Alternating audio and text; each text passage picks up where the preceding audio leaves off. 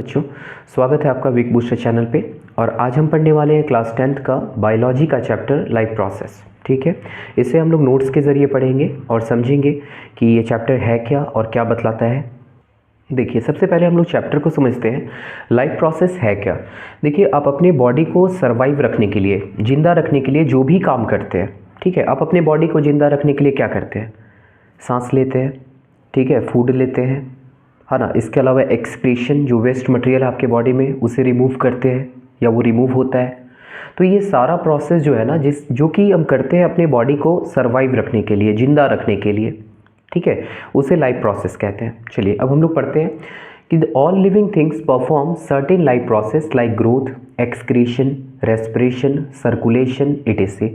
देखिए, जितने भी लिविंग थिंग्स हैं वो कुछ ना कुछ एक्टिविटी उनके बॉडी में चल रहा होता है, ग्रोथ हो रहा होता है, एक्सक्रीशन जो कि ये प्रोसेस है, रिमूविंग ऑफ वेस्ट मटेरियल वो हो रहा है, रेस्पिरेशन वो रेस्पिरेशन कर रहे हैं, ऑक्सीजन को ले रहे हैं, जो उनके बॉडी के अंदर जो ग्लूकोज प्रिपेयर हो रहा है उसको ब्रेक डाउन करके और उनके बॉडी को एनर्जी प्रोवाइड कर रहे हैं, सर्कुलेशन हो रहा है मटेरियल का, ट्रांसपोर्ट हो रहा है ब्लड के थ्रू।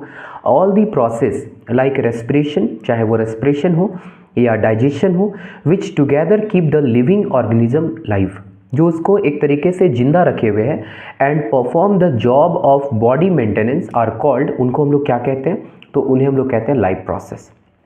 ध्यान दीजिएगा, उसे हम लोग क्या कहते हैं? Life process. ठीक है, अब आगे में क्या लिखा है? आगे में लिखा है मोड्स ऑफ न्यूट्रिशन। जो जीव न्यूट्रिशन करते हैं उनका तरीका क्या है।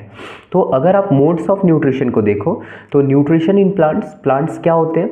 तो बोलता है कि प्लांट्स जो हैं वो ऑटोट्रॉप्स हैं। प्लांट्स क्या हैं? ऑटोट्रॉप्स हैं। वो ऑटोट्रॉप्स है, ऑटो मतलब सेल्फ और ट्रॉप मीन्स प्रिपरेशन ऑफ फूड, वो खुद से फूड को प्रिपेयर करते हैं। मेक देयर ओन फूड, वो अपना फूड खुद बनाते हैं। ईट एनिमल्स फॉर देयर फूड, और कुछ ऐसे भी प्लांट्स होते हैं, आपने पढ़ा होगा पीचर प्लांट के बारे में, जो इंसेक्ट्स वगैरह को खा जाता है। ठीक है, तो कुछ प्लांट ऐसे भी मिलेंगे जो कि दूसरे छोटे छोटे इंसेक्ट्स वगैरह को लेकर के अपना फूड प्रिपेयर करते हैं, है ना। तो ये प्लांट्स हो गया।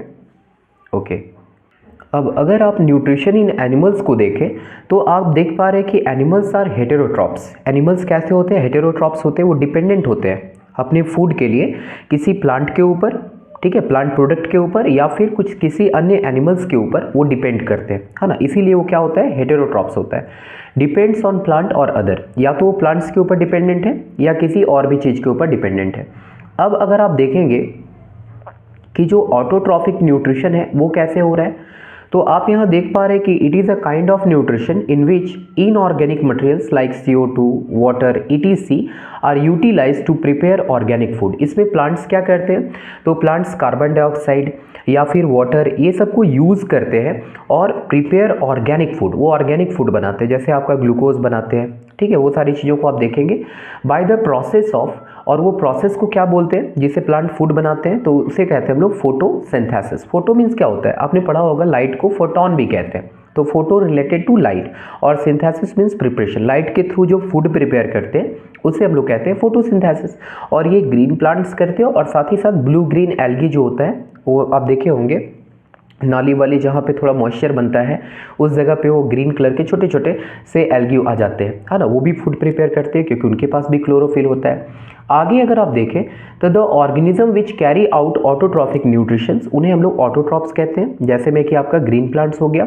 Autotrophs use simple inorganic material, वो इनऑर्गेनिक मटेरियल यूज़ करते हैं, जैसे आपने देखा कि वो कार्बन डाइऑक्साइड को यूज़ करते हैं या फिर वो वाटर को यूज़ करते हैं, एंड कन्वर्ट इट, उसे कन्वर्ट करते हैं कॉम्प्लेक्स हाई एनर्जी मॉलिक्यूल्स, मतलब कार्बोहाइड्रेट्स में। ठीक है, अब देख रहे हैं आप कि autotrophic nutrition is fulfilled by the process by which autotrophs take in CO2 and H2O and convert this into carbohydrates. ये कार्बन डाइऑक्साइड और वाटर को यूज़ करके उसे कन्वर्ट कर देते हैं किसमें? कार्बोहाइड्रेट्स में।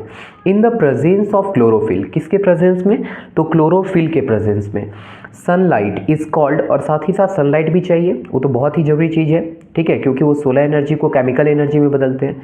इज कॉल्ड, और इस प्रोसेस को हम लोग क्या कहते हैं? फोटोसिंथेसिस। क्या बोलते हैं? फोटोसिंथेसिस। ओके, अब आगे आप इक्वेशन फॉर फोटोसिंथेसिस देख पा रहे होंगे कि ये 6 CO2 6 मॉलिक्यूल है, मोल्स है किसका? CO2 का, 12 मोल्स H2O का, और साथ ही साथ सनलाइट और क्लोरोफिल चाहिए उन्हें, और तब जा करके वो C6H12O6 जिसे हम लोग ग्लूकोज कहते हैं, साथ में 6O2 और प्लस 6H2O इसका फॉर्मेशन करते हैं। रॉ मटेरियल्स फॉर फोटोसिंथेसिस, वो फोटोसिंथेसिस के लिए कौन कौन से रॉ मटेरियल्स को यूज़ करते हैं, तो आप देख पा रहे हैं वो सनलाइट को यूज़ करते हैं, इट इज़ इनऑर्गेनिक मटेरियल, ये इनऑर्गेनिक मटेरियल है। साथ ही साथ वो क्लोरोफिल यूज़ करते हैं, क्लोरोफिल का काम क्या होता है, सनलाइट को एब्जॉर्ब करना, ठीक है। सेकेंड है CO2 इंटर्स थ्रू स्टोमेटा, और ये स्टोमेटा के थ्रू इंटर करता है। अब बात आता है कि स्टोमेटा क्या है, तो आइडिया होगा आपको कि वो जो टाइनी पोर्स होते हैं, छोटे छोटे से पोर्स होते हैं, टाइनी पोर्स, किसमें, लीफ में, उन्हें हम लोग क्या कहते हैं, स्टोमेटा। उसके थ्रू वो कार्बन डाइऑक्साइड को लेते हैं और ऑक्सीजन को रिलीज आउट करते हैं एज बाई प्रोडक्ट, ठीक है, वो स्टोमेटा के थ्रू होता है। साथ ही साथ वाटर वो लेते हैं, वाटर लिखा है डिजॉल्व मिनरल्स लाइक नाइट्रोजन, इसमें नाइट्रोजन होता है, फॉस्फोरस होता है, ETC are taken up by, और इसे लेने का काम किसका होता है, तो रूट्स का, ठीक है। जो रूट्स है वो रूट्स इसे क्या करते हैं, एब्जॉर्ब करते हैं, रूट्स इसे एब्जॉर्ब करते हैं, समझ रहे बात को, मीन्स वाटर और उसके साथ बहुत सारे क्या घुले हुए हैं, मिनरल्स, जैसे नाइट्रोजन, फॉस्फोरस, ये सब उसमें डिजॉल्व है, और उसे वो क्या करते हैं, खींच लेते हैं, किसके थ्रू, तो जाइलम के थ्रू, ठीक है। वो आप समझेंगे, वो रूट जो होता है, रूट में जाइलम वो टिश्यू होता है जो कि पूरा फैला होता है प्लांट्स के हर पार्ट्स में, और वही वाटर को एब्जॉर्ब करते हैं, और वाटर के साथ मिनरल्स को भी, क्योंकि मिनरल्स तो वाटर में ही डिजॉल्व है।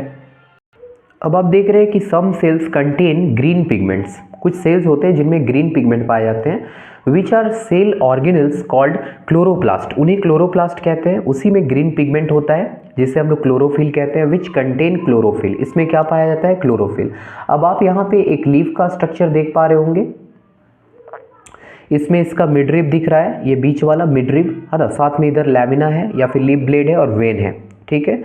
फ्लोएम जाइलम वैस्कुलर बंडल, इसमें जो है सो जाइलम और फ्लोएम ये दोनों वैस्कुलर बंडल है, ऐसे यहाँ पे जाइलम जो है वो वाटर को लेकर के आ रहा है, साथ में मिनरल्स को। उसके अलावा क्लोरोप्लास्ट भी आप देख पा रहे होंगे, एयर स्पेस जो उनके बीच में है, गार्ड सेल्स को आप देख पा रहे होंगे, गार्ड सेल्स जो कि स्टोमेटा को ओपन या क्लोज करने का काम करते हैं, है ना। लोअर एपिडर्मिस को भी आप देख पाते हैं। मेन इवेंट्स ऑफ फोटोसिंथेसिस, अब फोटोसिंथेसिस में क्या होता है, क्या क्या सारी चीज़ें होती है, तो देखिए सबसे पहले absorption of light energy by chlorophyll, chlorophyll क्या करते हैं, लाइट एनर्जी को, सोलर एनर्जी को एब्जॉर्ब करते हैं, ठीक है।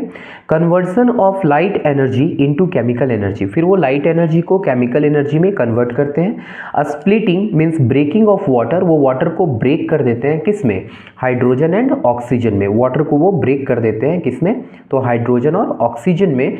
Reduction of CO2 to carbohydrate, और CO2 जो है वो रिड्यूस होकर के किसमें चेंज हो जाता है, कार्बोहाइड्रेट्स में चेंज हो जाता है। अब आगे हम देख रहे हैं स्टोमेटा, ये क्या है, तो stomata are the tiny pores, ये छोटे छोटे पोर्स है, present on the surface of the lips, ये लिप में पाए जाते हैं, जैसे आप यहाँ पे देख पा रहे होंगे इस इमेज को। यहाँ पे एक फिगर है जिसमें देख पा रहे होंगे आप कि इसमें क्या है, गार्ड सेल्स हैं, ये दो साइड में गार्ड सेल्स हैं, ठीक है, और बीच में आपको यहाँ पे टाइनी पोर दिख सकता है, छोटा सा पोर होता है, काफ़ी छोटा, इसे हम लोग क्या कहते हैं, ये स्टोमेटा है, और ये गार्ड सेल्स हैं जो दोनों साइड से हैं। अब इसके बाद क्या है, स्टोमेटल ओपनिंग, एक ओपन है और एक जो है सो आपका क्लोज है, ठीक है। अब ये ओपन और क्लोज कैसे होता है वो हम लोग हार्मोन्स के थ्रू जान जाएंगे। ऐसे मैं बता दूं थोड़ा सा जानकारी के लिए कि जब इसमें वाटर बहुत ज़्यादा आ जाता है, और ये सारे हार्मोन्स कंट्रोल कोऑर्डिनेट करते हैं क्योंकि इनके पास ब्रेन तो होता नहीं है, तो जब इसमें वाटर एक्सेस आ जाता है तो ये स्वेल कर जाता है, और स्वेलिंग के कारण इनके बीच में गैप बन जाता है, तब ये ओपन हो जाते हैं, और जब ये वाटर को वहाँ से लॉस कर देते हैं तब ये श्रिंक कर जाते हैं, ठीक है, वाटर को लॉस करते हैं और ये श्रिंक। अब यहाँ पे बात करेंगे फंक्शंस ऑफ स्टोमेटा। स्टोमेटा का फंक्शन क्या होता है, तो ये एक्सचेंज ऑफ गैसेस, ये गैस को एक्सचेंज करते हैं, मीन्स व्हाट, वो ऑक्सीजन को आउट करते हैं, कार्बन डाइऑक्साइड को गेन करते हैं जब फोटोसिंथेसिस हो रहा होता है, और जब फोटोसिंथेसिस नहीं हो रहा होता है तो वापस से वो ऑक्सीजन को लेने लगते हैं और कार्बन डाइऑक्साइड को ही आउट करते हैं। इसके अलावा losses large amount of water vapour during transpiration, ये वाटर को भी लॉस करते हैं, ठीक है, ये वाटर को भी क्या करते हैं, लॉस करते हैं, मतलब जब एक्सेस वाटर होता है तो वाटर को लॉस करते हैं, और वो प्रोसेस को हम लोग क्या कहते हैं, ट्रांसपिरेशन, क्या बोलते हैं प्रोसेस को, ट्रांसपिरेशन। जब प्लांट्स अपने वाटर को लॉस करते हैं स्टोमेटा के थ्रू तो उस प्रोसेस को हम लोग ट्रांसपिरेशन कहते हैं। अब बात करते हैं हेटेरोट्रॉफिक न्यूट्रिशन का। हेटेरोट्रॉफिक न्यूट्रिशन क्या है, तो kind of nutrition in which organism do not possesses the ability to synthesize their own food, जब वो खुद से फूड को प्रिपेयर नहीं कर पाए प्लांट्स के जैसा, जैसे प्लांट्स कर लेते हैं, जब वो खुद से फूड को प्रिपेयर नहीं कर पाए तो वो डिपेंड करेंगे किसी और चीज़ों पे, ऑटोट्रॉप पे डिपेंड करेंगे, चाहे डायरेक्टली या इनडायरेक्टली। अब इसमें एनिमल्स आ जाएंगे, फंजाई आ जाएंगे, या फिर आप फंगी कह सकते हैं। तो ये एनिमल्स और फंजाई जो है वो कैसे है, तो हेटेरोट्रॉप्स है। फंजाई तो जैसे मशरूम वगैरह हो गया, उनके पास भी क्लोरोफिल नहीं होता, तो किसी और पे डिपेंडेंट होते हैं अपने फूड के लिए, है ना, डेड डिकेइंग चीज़ों पे। अब आता है हॉलोजोइक न्यूट्रिशन। देखिए हॉलोजोइक न्यूट्रिशन क्या होता है, तो animals take in solid food and break down inside the body. देखिए इसमें एनिमल्स जो होते हैं वो सॉलिड फूड लेते हैं, जैसे हम लोग हॉलोजोइक न्यूट्रिशन करते हैं, प्लांट्स वगैरह को खाते हैं और वो हमारे बॉडी के अंदर जा करके डाइजेस्ट होता है, बॉडी के अंदर जाता है तब डाइजेस्ट होता है। तो इसमें कौन आ जाते हैं, अमीबा, एनिमल्स। लेकिन फंजाई वगैरह में ऐसा नहीं होता। फंजाई वगैरह जो है वो सेप्रोट्रॉफिक मोड ऑफ न्यूट्रिशन करते हैं, मीन्स वो बाहर में ही डाइजेशन करके, चीज़ों को बाहर में ही डाइजेस्ट करके उसके न्यूट्रिएंट्स को एब्जॉर्ब कर लेते हैं। जबकि हमारे बॉडी में ऐसा नहीं होता। हमारे बॉडी में जो डाइजेशन का प्रोसेस है वो बॉडी के अंदर होता है, समझ रहे बात को, जबकि फंजाई वगैरह में वो बाहर ही डाइजेस्ट करके उसको एब्जॉर्ब कर लेते हैं। ठीक है, क्लियर है यहाँ पे। तो अब हम लोग बात करेंगे सेप्रोट्रॉफिक न्यूट्रिशन का। तो organism feed on dead decaying matter, ये डेड डिकेइंग मैटर को खाते हैं, जैसे एग्जांपल में फंजाई हो गया, ये डेड डिकेइंग मटेरियल को खाते हैं और बाहर में ही डाइजेस्ट करके उसके न्यूट्रिएंट्स को एब्जॉर्ब कर लेते हैं, जबकि हमारी बॉडी में पूरा डाइजेशन का प्रोसेस बॉडी के अंदर होता है, समझिए। अब हम लोग बात कर रहे हैं पैरासिटिक न्यूट्रिशन को। तो पैरासिटिक न्यूट्रिशन क्या है, तो पैरासाइट्स जो होते हैं लिव इनसाइड और आउटसाइड अदर ऑर्गेनिज्म। ये बॉडी के बाहर भी हो सकते हैं किसी जीव का, या बॉडी के अंदर भी, ठीक है। और जिस बॉडी में रहते हैं उसे होस्ट कहते हैं, समझ रहे हैं बात को। जैसे आपने देखा होगा लाइस, जिसको हम लोग ढील बोलते हैं, वो हमारे बॉडी के बाहर है, बालों में, ठीक है। जबकि कुछ कुछ जो माइक्रो ऑर्गेनिजम्स होते हैं हमारे बॉडी के अंदर भी रहते हैं और हमारे बॉडी से न्यूट्रिशन ले रहे होते हैं, तो हम जो है सो उनके होस्ट हैं, समझ रहे बात को। एग्जाम्पल में कैस्क्यूटा हो गया, ये प्लांट पैरासाइट है, वो प्लांट्स के ऊपर रहता है, देखा होगा आपने, येलो कलर का एक थ्रेड जैसा होता है जो प्लांट्स में पूरा लगा हुआ होता है। Ticks etc। How organisms obtain their food. अब ये जो ऑर्गेनिजम्स होते हैं ये अपना फूड कैसे प्रिपेयर करते हैं, तो आप देख पा रहे हैं कि जो यूनिसेलर होता है, single cell organisms, food is taken up through entire surface, वो कहीं से भी फूड को लेते हैं। जैसे अमीबा, पैरामीशियम में आप देखेंगे कि उनका कोई एक स्पेसिफिक ऑर्गन नहीं होता है, एक स्पेशल ऑर्गन नहीं होता न्यूट्रिशन के लिए, समझ रहे बात को। बॉडी के किसी भी पार्ट्स के थ्रू वो फूड को क्या करते हैं, ले लेते हैं, समझ रहे, फूड पार्टिकल्स को वो ले लेते हैं। जैसे आप यहाँ पे एक इमेज देख पा रहे होंगे अमीबा का, इसका न्यूक्लियस भी दिख रहा होगा और फूड पार्टिकल जो कि बस इसके क्लोज आ चुका है, अब ये क्या बना देगा, एक फॉल्स माउथ बना देगा, झूठ मूठ का माउथ बना देगा, जिसे हम लोग स्यूडोपोडिया कहते हैं, ठीक है। और उस फूड को क्या करेगा, कैच करेगा वो। अगर मैं आपको समझाऊं process of intake of food by amoeba, तो ये है कि अमीबा जो है वो स्यूडोपोडिया, अभी आपने देखा एक फॉल्स माउथ उसने क्रिएट किया था, ठीक है, फॉल्स माउथ उसने क्रिएट किया था। उसके बाद आप क्या देखेंगे कि वो स्यूडोपोडिया के जरिए, जो कि फॉल्स माउथ है, extension of cell membrane, actually वो सेल मेम्ब्रेन को फैला लेता है और वो फूड को कैप्चर कर लेता है। टेक इन फूड वैक्यूल, वो फूड जो है वो कहाँ चला जाता है, फूड वैक्यूल में।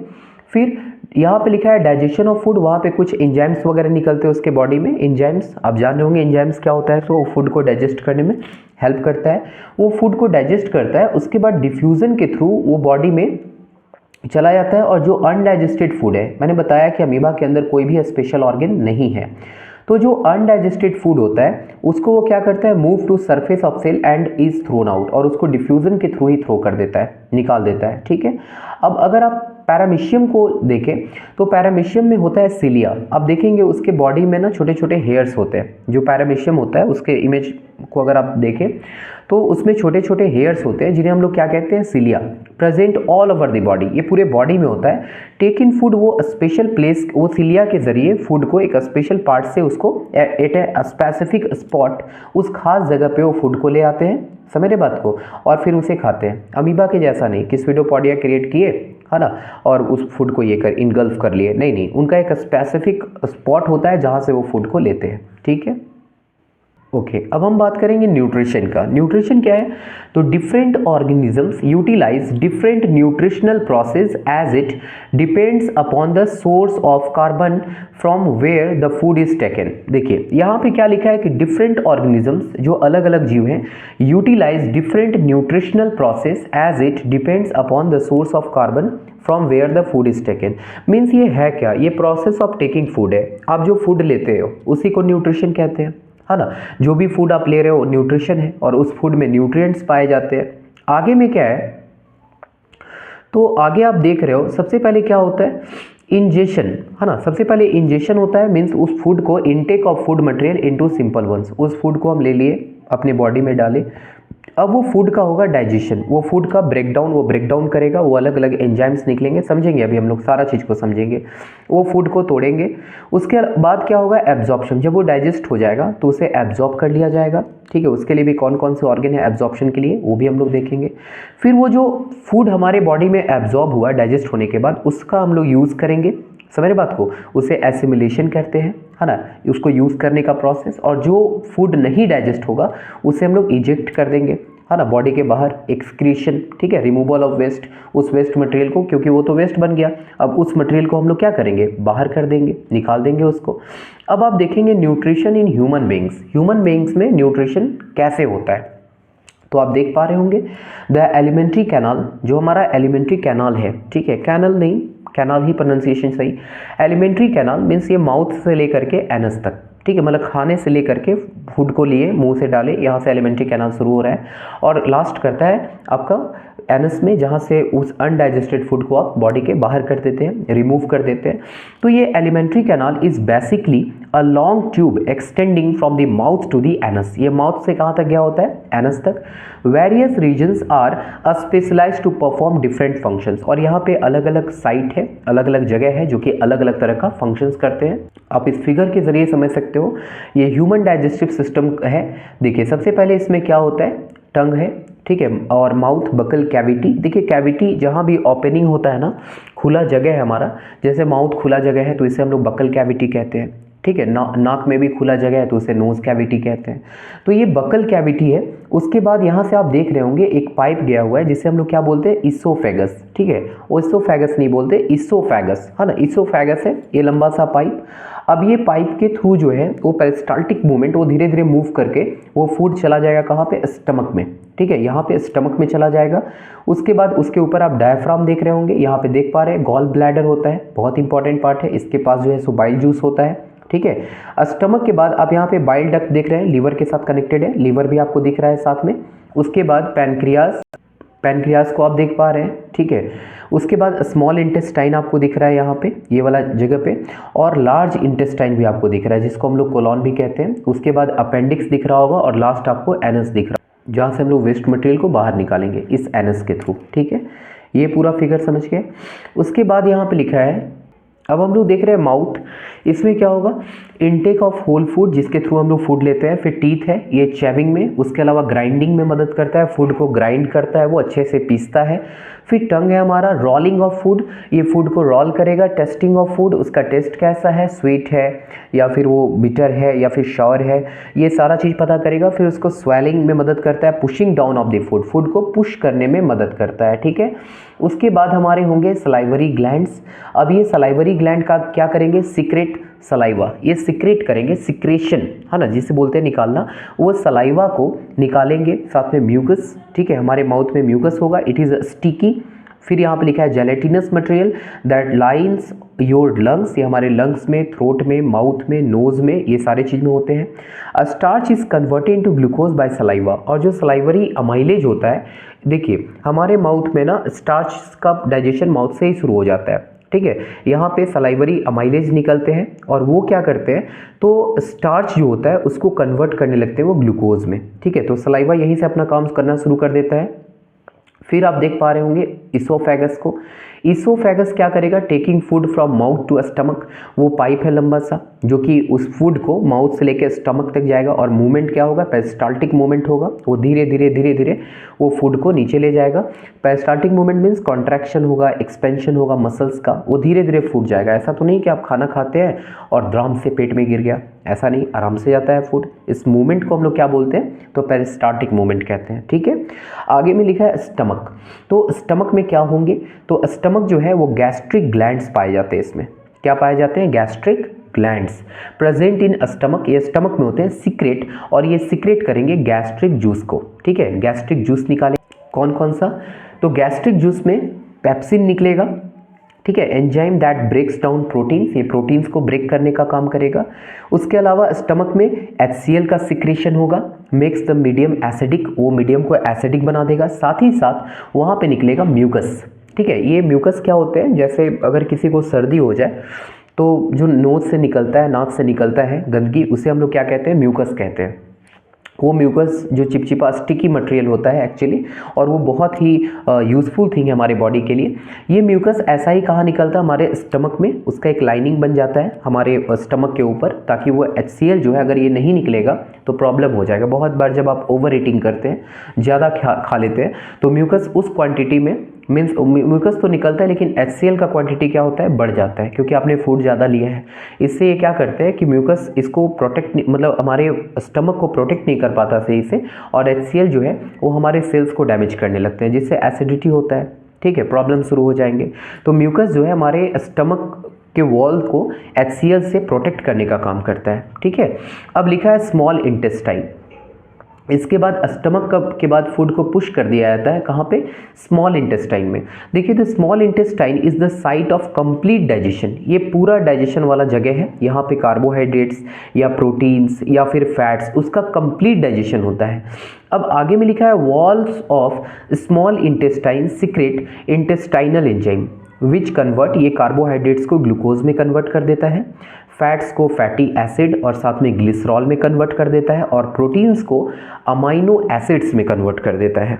समझ रहे बात को, मतलब जो कंप्लीट डाइजेशन वाला जगह है वो हमारा है स्मॉल इंटेस्टाइन। ठीक है, जहाँ पे क्या होता है, तो हमारा कार्बोहाइड्रेट्स ग्लूकोज में कंप्लीटली कन्वर्ट होता है, फैट्स फैटी एसिड्स और ग्लिसरॉल में, और जो आपका प्रोटीन्स है वो अमाइनो एसिड्स में कन्वर्ट होता है। क्लियर है यहाँ तक। अब जो हमारा स्मॉल इंटेस्टाइन होता है ना, उसके पास फिंगर लाइक प्रोजेक्शंस होते हैं। ठीक है, फिंगर के ऐसा बना हुआ जिसको हम लोग विली कहते हैं। क्या बोलते हैं, विली, वो फिंगर लाइक प्रोजेक्शन है which help in the absorption of food into blood, जो कि फूड को क्या करता है, एब्जॉर्ब करने में हेल्प करता है। समझ रहे बात को, फूड को एब्जॉर्ब करने में, जो डाइजेस्ट हो गया है पूरी तरह से, कंप्लीटली डाइजेस्ट हो गया है, उसे एब्जॉर्ब करता है। It receive the secretion of the liver and pancreas. यहाँ पे लीवर से भी कुछ कुछ सिक्रीशन होता है चीज़ों का, और पैनक्रियास से। The food is acidic which is made alkaline for the pancreatic enzymes to act. देखिए, जो फूड जो स्टमक से आया वो एसिडिक था, क्योंकि उसमें HCl मिला हुआ था। अब ये क्या होगा, विच इज मेड अल्कलाइन, उसको अल्कलाइन किया जाएगा किसके थ्रू, तो बाइल जूस के थ्रू। द पैनक्रियाज सीक्रेट, अब वो पैनक्रियाज जो है वो सीक्रेट करेगा कुछ कुछ एंजाइम, जैसे ट्रिप्सिन निकालेगा। ट्रिप्सिन किसे डाइजेस्ट करेगा, प्रोटीन को। लाइपेज निकालेगा जो कि फैट को एक तरीके से ब्रेक करेगा, फैटी एसिड्स और ग्लिसरॉल में। Fats are present in the intestine in the form of large globules, वो बड़े बड़े साइज में होते हैं fats, which make it difficult for enzyme to act on them, जिससे वो एंजाइम उसको डाइजेस्ट नहीं कर पाता। तो क्या होगा, ये जो बाइल जूस निकलता है, जो कि गॉल ब्लैडर से, मैंने बताया इसमें लीवर हेल्प करता है, तो जो बाइल जूस है वो ब्रेक कर देता है, उसे तोड़ देता है छोटे छोटे ग्लोबुल्स में, which increase the efficiency of enzyme action. तब लाइपेज उसके ऊपर काम करता है, और लाइपेज जो है वो उसे चेंज कर देता है किसमें, तो आपका फैटी एसिड और ग्लिसरॉल में। अब लार्ज इंटेस्टाइन का क्या काम है, तो large intestine absorb excess of water, समझ रहे हैं, जो उस अनडाइजेस्टेड फूड में जो वाटर का क्वांटिटी है उसे एब्जॉर्ब कर लेगा, और जो रेस्ट मटेरियल बचेगा is remove from the body विया द एनस, उसको एनस के थ्रू बाहर भी निकाल देगा। समझ गए, एनस के थ्रू बाहर भी निकाल देगा। अभी तक के लिए यहीं तक, और हम लोग बाकी का सेकेंड लेक्चर में कंप्लीट कर लेंगे। Thank you.